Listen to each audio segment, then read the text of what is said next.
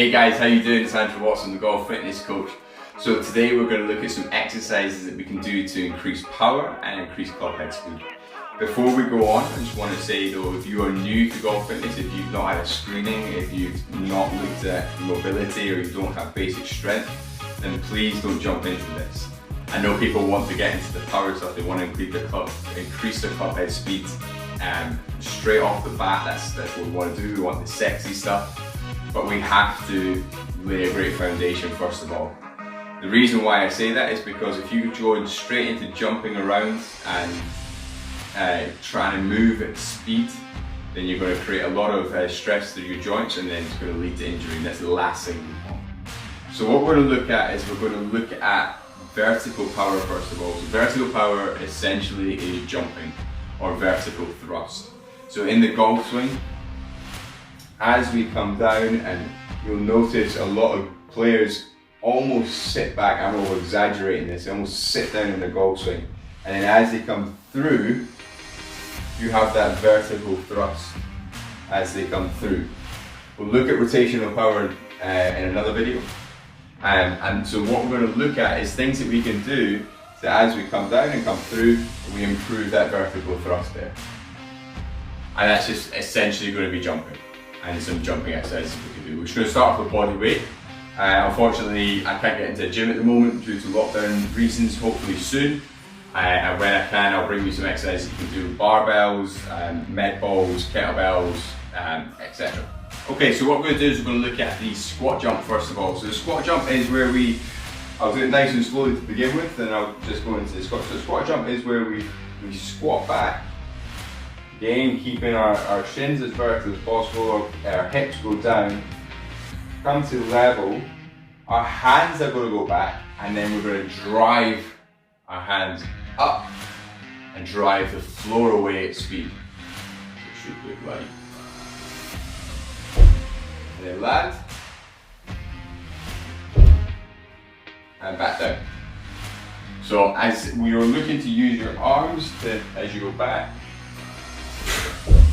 and then explode up.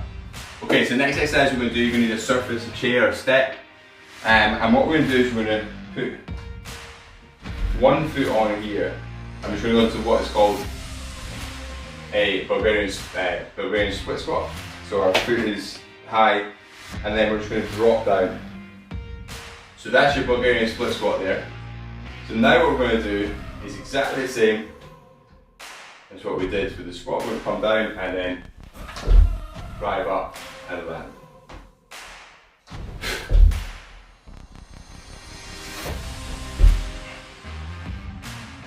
So doing it on a single leg is really good because, again, you know, as we rotate in and we come back, our weight is distributed on each leg differently as we go into that vertical thrust motion there.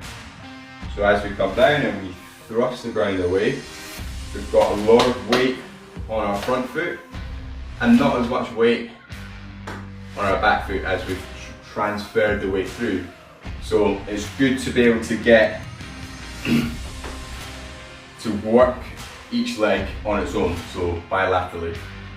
Okay, so the next exercise that we're going to do is we're going to do two. So I'm going to show you lateral jumps, and we're going to do lateral jumps where we're not sticking, and lateral jumps where we're holding the landing.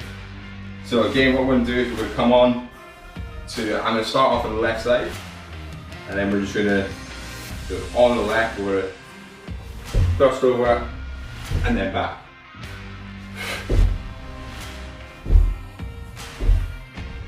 And what you're trying to do is get as high as possible in that jump as well. So the landing, the stick landing is going to be from here, so working on a bit of stability.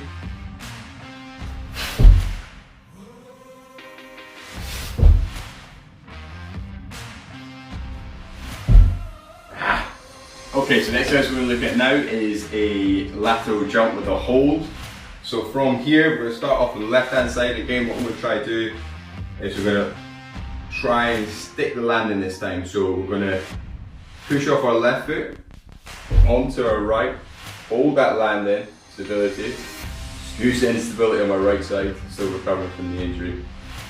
And then switch back over, hold, 1, 2, 3.